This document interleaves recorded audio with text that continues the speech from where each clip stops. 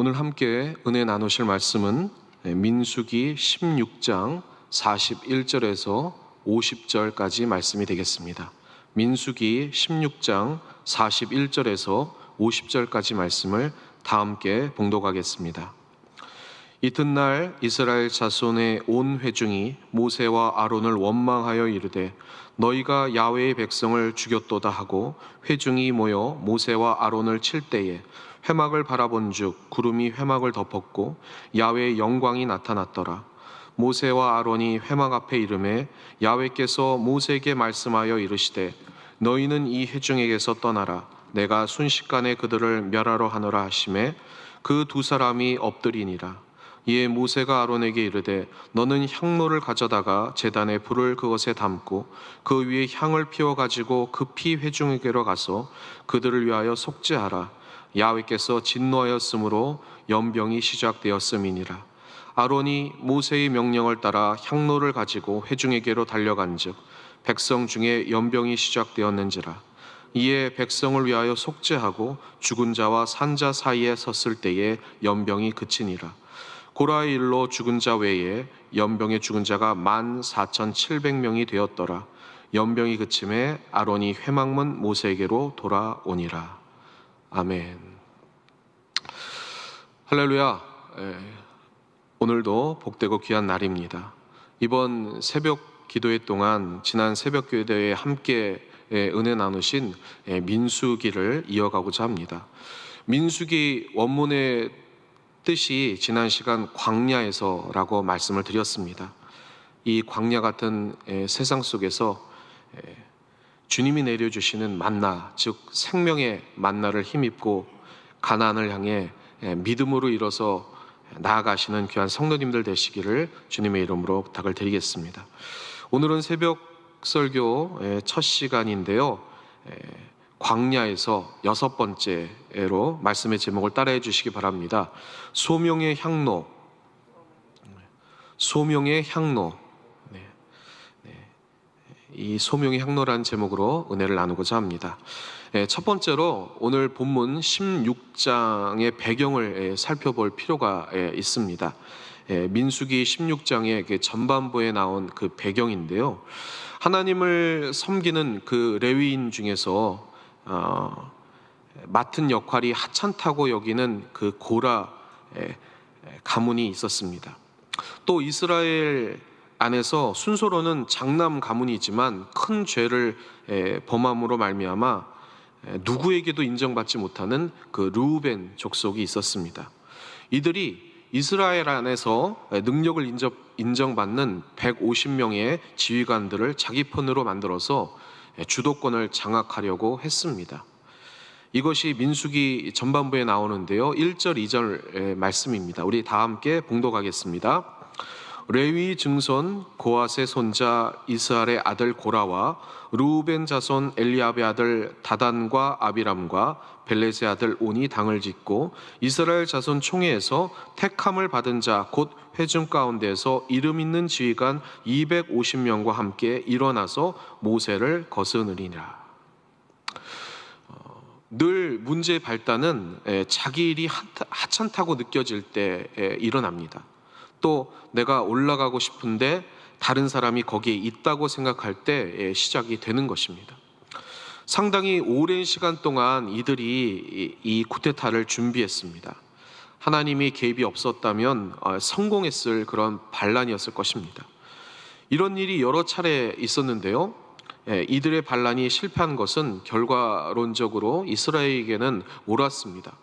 왜냐하면 그들은 자기 부모들이 그렇게 벗어나고 싶어 했던 그 노예 생활을 적과 꿀이 흐르는 삶이었다고 왜곡하고 있었습니다.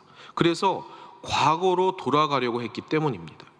즉 미래로 가는 길이 험하게 느껴지자 과거의 노예 생활을 미워하고 그리고 그 길로 내려가려고 했다는 것입니다. 이 쿠데타가 성공했다면 이집트로 돌아가서 노예 생활을 했을 것이고 그렇다면 가나안에 들어가지 못하고 지금의 이스라엘은 없었을 것입니다. 그럼 왜 이러한 갈등이 촉발이 되었을까? 그 근본 원인이 있습니다. 그것이 뭐냐면 소명입니다. 그래서 두 번째, 이 소명과 소명이 없는 생각, 오늘 본문의 발단은 계급인데요. 이에 대해서 말씀드리고자 합니다.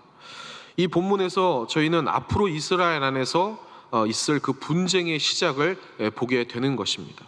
왜냐하면 한편에서는 이 소명이 없는 생각을 통해서 제사장과 지도자의 역할이 계급이라고 생각을 했습니다. 그래서 유력하거나 존경받거나 돈이 있는 사람들이 백성의 지지를 받아서 제사장과 지도자의 계급에 올라가야 된다고 이들은 생각하고 있었습니다. 그것이 이 반란을 주도했던 사람들의 생각이었습니다. 민수기 16장 3절에 그러한 뜻이 나와 있는데요. 우리 같이 합독해 보겠습니다. 그들이 모여서 모세와 아론을 거슬러 그들에게 이르되 너희가 분수에 지나도다. 회중이 다 각각 거룩하고 야훼께서도 그들 중에 계시거늘 너희가 어찌하여 야훼의 총회 위에 스스로 높이느냐. 그들이 말하는 분수는 바로 그 계급을 우리가 올라가야 한다는 생각이었습니다. 그런데 모세와 아론의 입장에서는 제사장과 지도자는 계급이 아니라 기능직일 뿐이며 중요한 것은 소명이라고 생각을 했습니다. 즉 누가 하나님께 이 일을 위하여 부르심을 받았는가, 이것이 중요하다고 이들은 생각을 했습니다. 제사장과 지도자의 직분이 소명일까요? 계급일까요? 네, 당연히 소명입니다. 그런데 문제는 이 소명이 우리의 삶에 분명하게 드러내지 않는다는 것입니다. 사랑하는 성도 여러분, 여러분의 소명은 삶에 분명하십니까? 오늘날에도 이 소명에 관한 그 갈등이 여러 가지 방식으로 우리 곁에 있습니다. 예를 들어 보겠습니다. 저에게 잘 아는 청년이 와서 저에게 이런 질문을 했습니다. 사귀는 자매가 있는데 그 자매랑 결혼하는 것이 하나님의 뜻에 맞느냐는 것입니다. 참 난감하고 또 중요한 질문이었는데요. 어떤 사람들은 자기가 좋아하는 사랑하는 사람과 결혼을 합니다. 당연하죠. 사랑하는 사람과 결혼해야 합니다. 그런데 또 다른 사람들은 이보다는 기도하다가 하나님의 응답을 받은 사람과 결혼합니다. 결혼은 사랑일까요? 소명일까요? 어느 쪽에 치우쳐야 되고 뭘 중요시해야 될까요? 여러분이 아는 청년들은 하나님이 정해주신 그런 사람과 결혼하기를 원합니까? 아니면 여러분 보기에 어느 정도 갖추었고 매력도 있고 문제가 없는 사람과 결혼하기를 원합니까? 하나님이 저에게 정해주신 짝이 있을까요? 라는 그러한 질문을 하는 사람들이 있죠. 그런 청년들이 있습니다.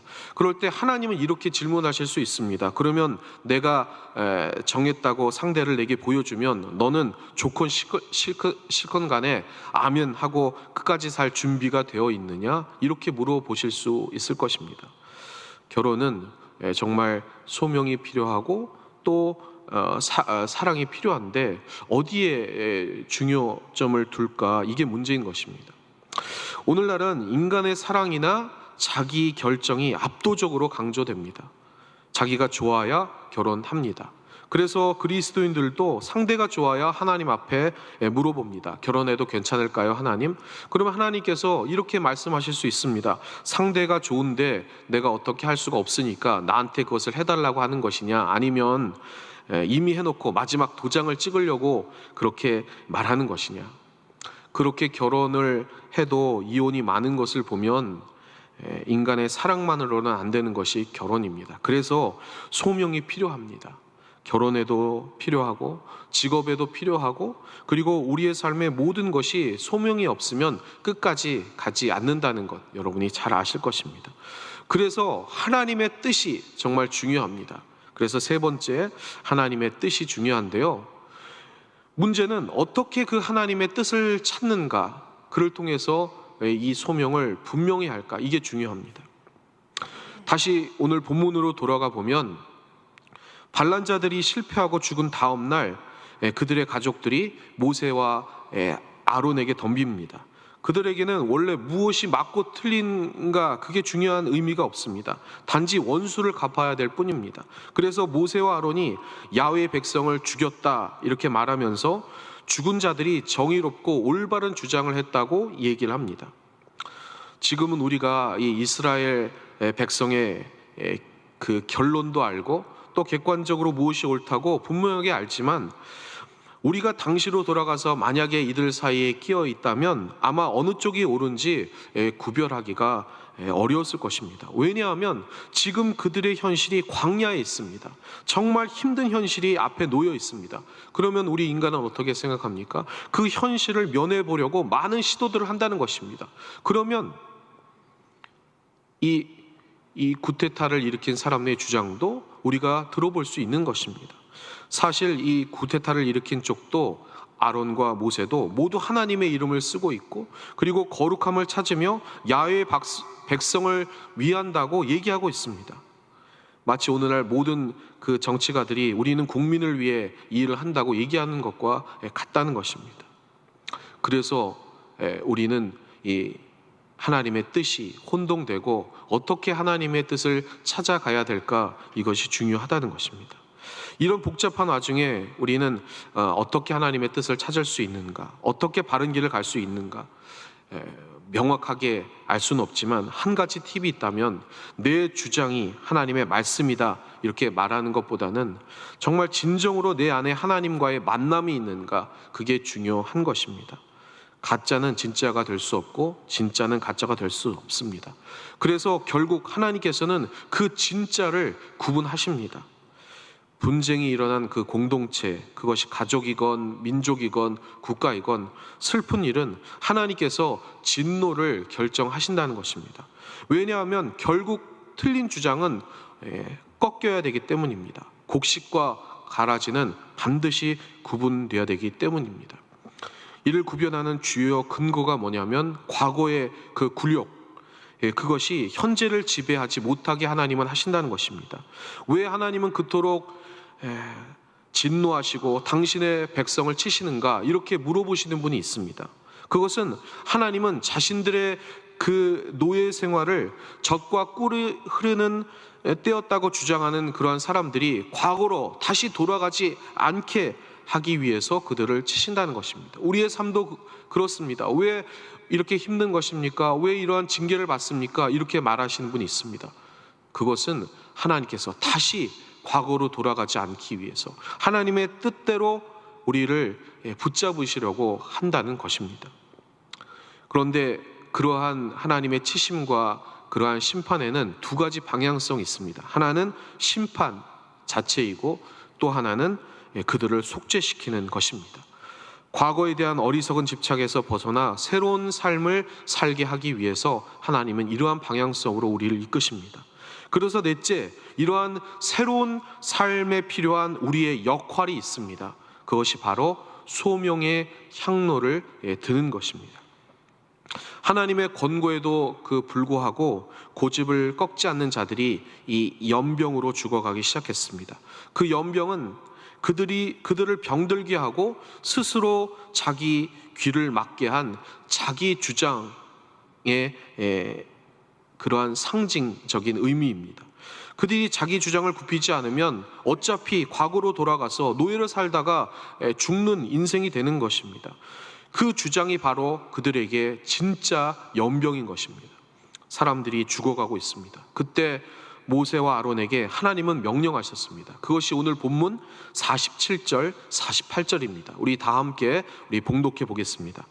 아론이 모세의 명령을 따라 향로를 가지고 회중에게로 달려간즉 백성 중에 연병이 시작되는지라. 이에 백성을 위하여 속죄하고 죽은 자와 산 자 사이에 섰을 때에 연병이 그치니라. 너희는 예배할 때 거룩한 향기를 피우는 향로를 가지고 백성들에게 나아가 그들을 속죄하라. 그리하면 그들이 살리라. 이게 무슨 뜻일까요? 제사장과 지도자로서의 너희의 사역은 그들과 대립이 아니라 늘 속죄와 용서이다 라는 뜻입니다. 그들 앞에는 산자와 죽은 자의 세계가 놓여 있습니다. 과거의 속박이냐 미래의 새로운 세계냐 라는 것입니다. 하나님은 이 이스라엘 백성들을 과거 자기 백성이기 때문에 과거의 그 속박으로 나아가지 못하게 하나님께서는 심판하십니다. 그러면 우리의 할 일은 무엇입니까? 바로 모세에게 시키신 것처럼 속죄의 향로를 가지고 백성을 살리는 일이라는 것입니다. 그 향로가 바로 소명입니다. 과거를 끊어내지 못하면 몸은 현재 살고 있어도 영은 과거에 살기 마련입니다. 영이 과거에 붙잡혀 있다면 아무리 새로운 미래를 하나님께서 부여해 주신다고 해도 우리는 과거를 답습하기 마련입니다. 바로 우리를 괴롭히는 연병이 바로 그것입니다. 하나님께서 우리에게 부여해 주신 그러한 사명은 다시 한번 속죄의 향로를 통해서 과거로 돌아가지 않겠다 주님 앞에 고백하고, 그리고 죽어 있는 그러한 자들 앞에 서서 그 속죄의 향로를 들고 소명의식을 통해 그들에게 향기를 전해주는 것입니다. 결론을 맺겠습니다. 우리의 삶의 모습도 그러합니다. 우리는 자기 주장이 셉니다. 하나님을 믿는다 하지만 많은 것들을 스스로 가리고 판단합니다. 광야 같은 삶을 살면서 하나 되어 그러한 사랑의 향기를 전하기도 바쁜데, 우리의 가정에서, 우리의 삶의 터전에서, 또 우리의 신앙 공동체에서 자꾸만 세상적인 생각과 과거의 삶을 답습하고 갈등하고 미워하고 정죄합니다. 그리고 소명이 불분명하기에 이 길이 옳다고 자꾸 주장을 합니다. 과연 우리가 취하고 있는 입장이 모두 옳습니까? 우리는 우리 입으로 쏟아내는 말들과 정신에서 행하고 있는 모든 생각들에 대해서 책임을 질 수 있습니까? 하나님 앞에 정녕 우리는 떳떳하게 오를 수 있느냐는 것입니다. 필요할 때는 스위치를 켜고 필요 없을 때는 스위치를 끄는 그러한 컴퓨터처럼 하나님을 대하면서 나는 죄가 없다 말할 수는 없는 것입니다. 하나님께서 우리에게 원하시는 것은 바로 단 한 가지입니다. 소명을 받으라는 것입니다. 그것은 목회자로서의 소명을 의미하는 것뿐이 아니라 각 사람에게 주어지는 그 십자가가 다르듯이 소명도 다르기에 전체적인 그러한 목표가 하나로 일치를 통해서 사람을 살리는 것, 그것이 우리에게 소명이 된다는 것입니다. 그것은 산자와 죽은 자 사이에서 사람들을 생명으로 옮기라는 하나님의 그 뜻, 그것을 일치하는 것, 그것이 바로 우리의 소명이라는 것입니다. 삶의 작은 일에도 주님을 닮기 원하면서 소명을 받아서 생명을 살리는 일에 나아가는 여러분과 저가 되기를 주님의 이름으로 축원합니다. 그것이 청년들에게는 결혼을 위한 대상자를 위해 믿음의 가정을 꿈꾸는 그 소명이 되는 것이고, 우리 가족 구성원을 믿음으로 세우기 위한 그 주부로서의 소명의 또 향로가 되는 것입니다. 또 잃어버린 죽은 자 사이에서 생명을 전하는 이 지역사회를 살릴 우리 신앙 공동체의 소명의 향로가 되는 것입니다. 자기 주장으로 똘똘 뭉쳐서 하나님을 거부하는 이 사회에 다시 한번 속죄를 선포하고, 그리고 이 시대의 그리스도인으로서 그 소명의 향로를 높이 드는 것, 그것이 우리의 역할이라는 것입니다. 우리의 고집이 우리의 연병이라면 하나님으로부터 듣는 그러한 음성, 그리고 그러한 소명은 우리의 숨을 비로소 쉬게 하는 생명이 될 줄 믿습니다. 그래서 우리는 이 새벽에 이 자리에 겸비하게 무릎을 꿇는 것입니다. 이 코로나의 연병 속에서 우리의 소명은, 그리고 우리의 소명의 향로는 무엇일까요? 자기 의가 지독히 강한 이 세상에 대립이 아니라 속죄와 용서를 선포하는 것이고, 그리고 우리 자신부터 속죄의 향로를 높이 드는 것입니다. 그리고 우리 앞에 놓인 산자의 세계와 죽은 자의 세계, 과거를 답습하고 하나님 곁을 떠나고자 하는 이러한 우리 인간의 본성 앞에 다시 한번 산자의 세계, 그 미래를 향해서 그들을 소명의 향로를 통해 이끌어야 하는 것이 우리의 역할인 것입니다.